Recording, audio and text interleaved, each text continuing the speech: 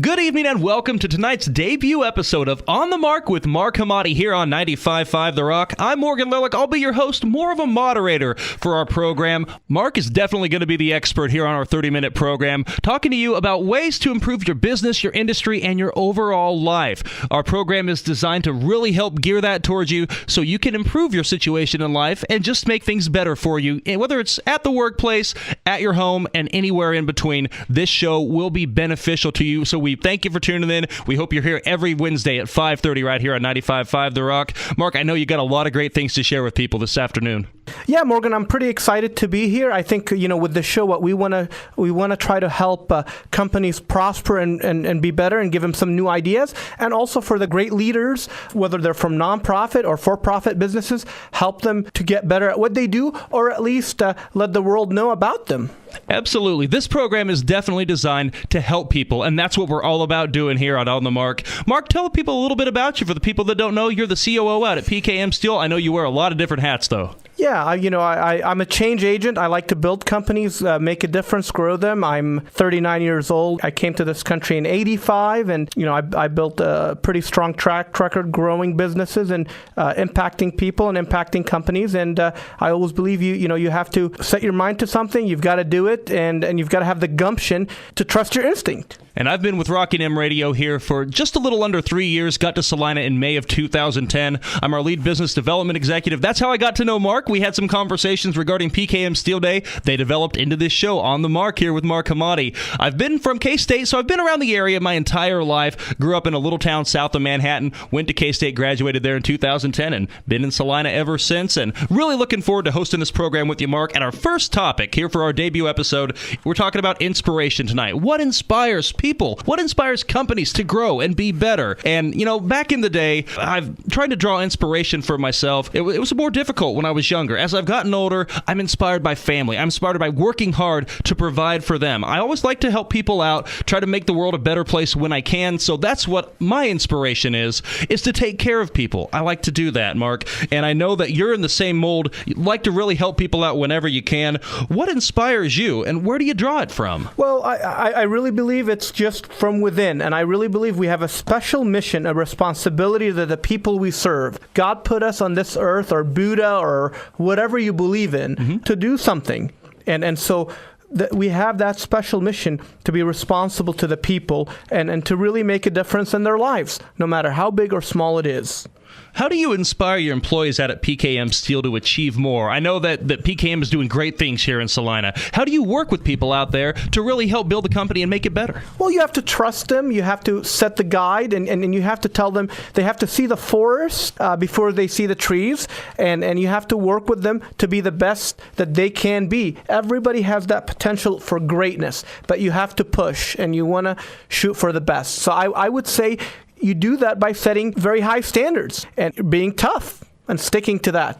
Mark, give us an example of something that you've incorporated out there at PKM Steel that has really helped to inspire people and was meant and developed to inspire your employees out there to work harder and to be more efficient and to have more joy in what they do. Well, this is something, Morgan, that I'll say I've been pretty big. People say, oh, the economy is bad and there's this and there's that. And you know what? I'm just going to call BS on that. You have to go after the business. We built a great estimating team. We built a great project management team. We go after customers. We work with them, we get business. We've got more work than we've had in a long, long time. And the reason why is because we go after it and we take care of the customers, and it's all about customer service, but we don't wait for the deals to come to us. You have to go after it. Mark, how is an inspired workplace a better workplace for everybody? I know there's people out there, business owners, that are struggling right now, really trying to get their troops motivated to work hard. I've seen it here a little bit at my time at Rockin' M Radio. There's always a bad apple that falls once in a while. Just somebody that it's really hard to get them motivated and inspired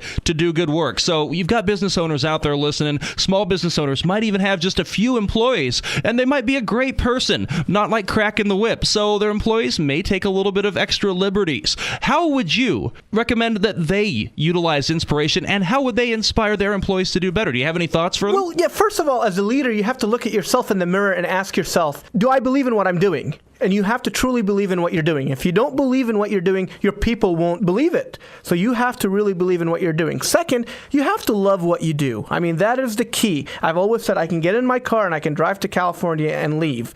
And while that's terrible to say, that's the bottom line. You've got to do something not because you have to. You got to do it because you want to. Mm-hmm. So I wake up every morning, I put my flip-flops, and I brush my teeth, excited to go to work. And I'm excited every day. And I always say, it's not work, it's fun. You have to really love and enjoy what you do.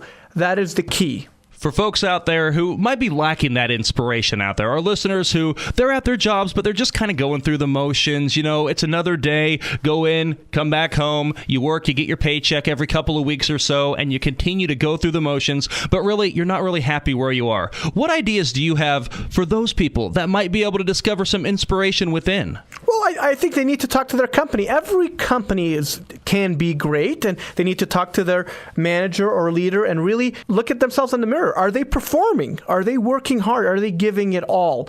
And before you make excuses and this person isn't doing that and this person isn't doing that, what can you do to be part of the solution instead of the problem? You have to be a solution type of person instead of the problem. Everything can be solved. Every company has the potential to be great. Apple at one time was about to be bankrupt. Now they're one of the greatest companies. Every single company within every single industry has that potential. It's all about the people.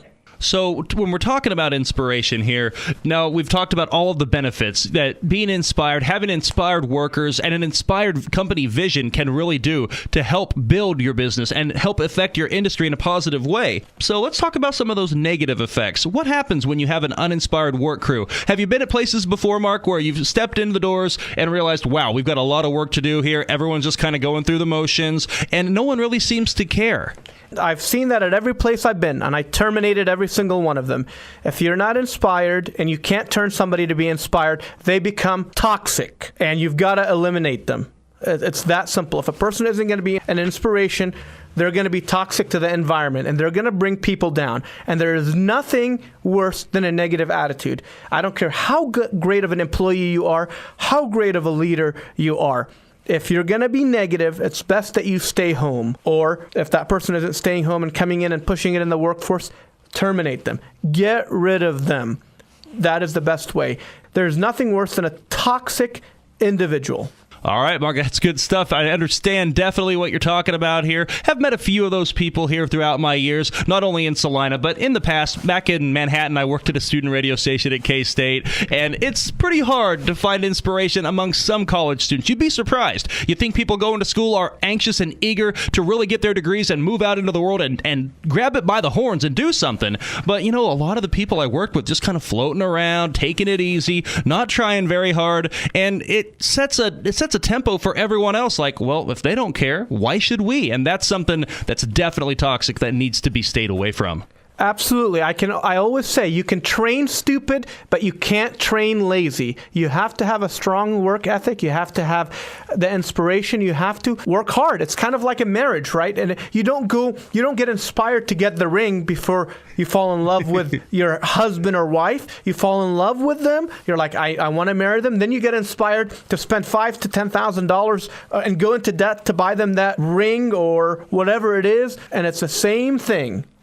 All right, folks, listening out there, you've got those uninspired workers at your workplace. Try different techniques, different things. Do some research. Look online. Find what you can do to inspire your workers to be more productive in the workplace, to have a better time while they're at work, and to really enjoy what they do. It's definitely going to pay dividends in the future on your bottom line. And if you're out there as a worker really floating, really struggling to find that inspiration, you got to do some soul searching. It's deep within inside you, and not everybody can bring it out. It all starts with you, so you got to get that out, and definitely work hard while you're out there. Be inspired and be productive. When we come back, we're going to visit with Michelle Peck. Michelle, the executive director of Big Brothers and Big Sisters here in Salina. You're listening to On the Mark with Mark Hamade right here on 95.5 The Rock.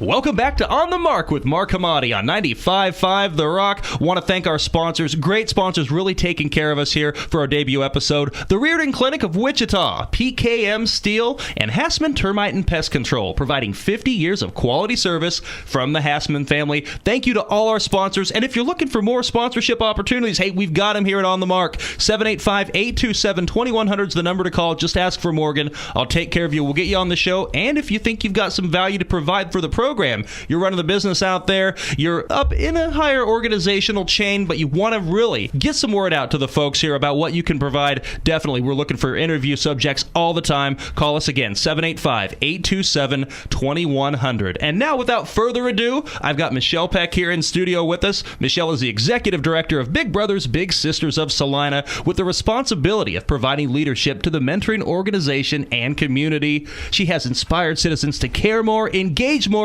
and give more on behalf of making Salina a healthier place since 2010. Michelle's also a facilitator of Leadership Salina, a shared project between the Greater Salina Community Foundation and the Salina Chamber of Commerce. She graduated from K-State University with a Bachelor of Science in Business Education, and since 2002, Michelle has lived and worked in Salina. She began her career in education as a business teacher at South High School, quickly moved into the fields of marketing and consulting, working for American Family Insurance, the Sunflower Insurance Group. She's a member of the Sacred Heart Cathedral, Salina Area Young Professionals, Rotary, and Salina Charities League, and she spends her free time, if you can imagine that she has any, volunteering as a big sister and a Girl Scout troop leader, a chamber ambassador, and at St. Mary's Grade School. Michelle's married to Aaron Peck since 2004. They've got two great children, Adia, who's 6, and Noah, who is 5. And for fun, Michelle enjoys participating socially in her bunco group and her bookish wine club. Michelle, welcome to the program. That's quite a resume.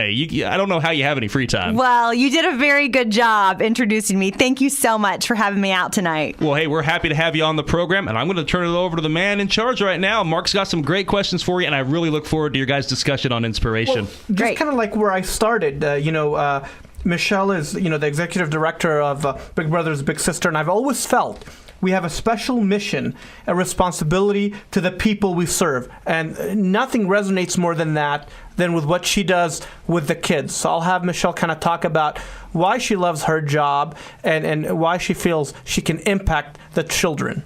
At Big Brothers Big Sisters, I just feel so compelled to advocate for the kids and the mission that we do here in Salina. We've been serving the Salina community for 45 years. It started 45 years ago with 2 kids and 2 mentors, kids that were facing adversity, that needed help, that needed guidance. And today we are serving over 600 children with 600 mentors, and it has really been amazing to see the difference that it's making on the community and the community support. I just feel so compelled to do this, to inspire people, to connect people with one another, to know who we are and what we do, and to educate so people know who we are, what we do, and what kind of a mission that we have, and why people should continue to support us. This resonates with me today because somebody was talking about pay and leadership and so forth.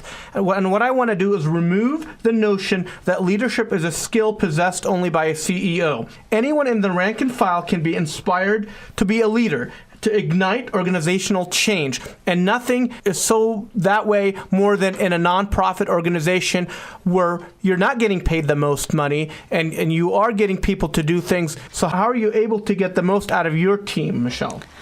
Inspiration, that is something that I thrive on. I think you have to speak from the heart. You have to be able to tell your story and believe in your story and speak from the heart so people know what you do and why you really care. You have to energize others, getting them excited, motivating people to come together for a common good, to get the community to care more, give more, and be more engaged is what I do every day. It's not something you do the first thing you wake up. You're figuring out who you need to connect with and why, and to make sure you're able to get that message out. Absolutely, and I'll echo with, you have to never give up. So you have 2 choices. You're either the windshield or the bug, and you know what happens when you're driving. So making a difference and empowering the lives of people and impacting the world is something very, very special. And you have to be positive, and you have to resonate, and you have to have that light in so that people can follow you.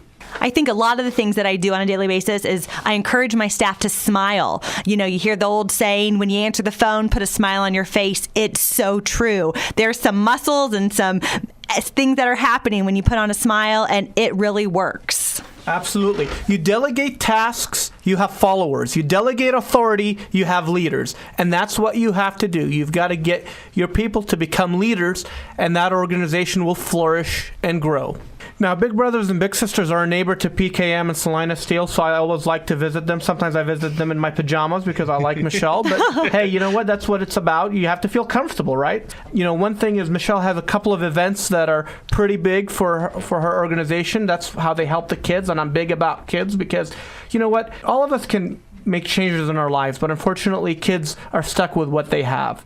And so it's great to have an organization like that really cares about the kids and makes a difference. So I'll have Michelle talk about her next few events that are coming up that are important and how you can help and be part of it. Hey, thanks, Mark. We've got the Pin and Ink Showcase coming up February 22nd. This event is for all artists, young and old, where they create bowling pins. And Friday night at 6 o'clock on February 22nd at the Salina Steeple, it's a free event. You can come and you bid on the bowling pins, and the artwork and the talent of the Salina area is unbelievable. That kicks off our Bowl for Kids' Sake, and you guys will be seeing posters and flyers and yard signs. Bowl for Kids' Sake is Saturday, April 6th. It is by far our signature and largest fundraiser here in the area.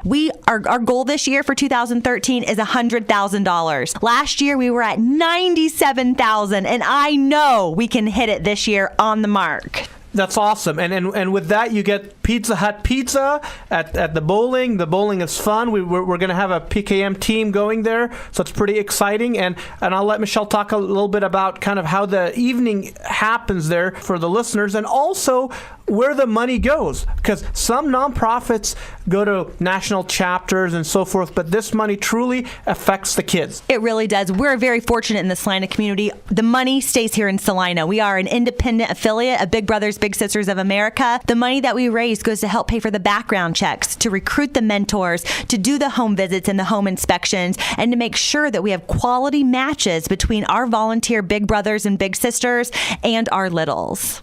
That's awesome. Also, Michelle's part of different clubs that I also sponsors, like the Salina Young Professionals, which is a great organization.